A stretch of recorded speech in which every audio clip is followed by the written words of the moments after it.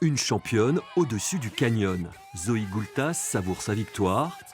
À 26 ans, elle remporte la Coupe du Monde de Highline.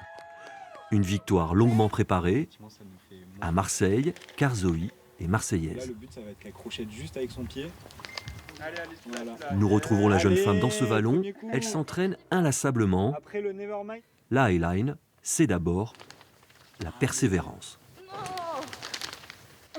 Quand on débute ce sport, c'est assez difficile. Parce qu'on a peu de résultats au début. C'est très physique, on a beaucoup de bleu. Yoda, Lazy Girl, Almighty, ce sont quelques noms de figures acrobatiques de la Highline. Zoe s'entraîne avec son compagnon, également pratiquant, compétiteur. Il a fini 3e au championnat Trop du bien, monde. bravo Zouzou.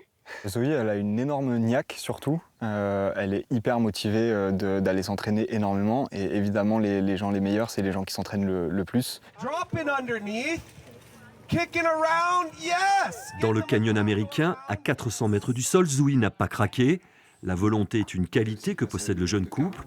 De la pratique à la compétition, c'est un combat permanent pour faire exister la Highline.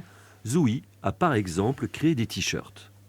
C'est la finale de Zouzou. On a très peu de soutien, que ce soit financier ou même juste sur la convention de spot pour avoir des endroits où on peut s'entraîner qui sont légaux, quoi.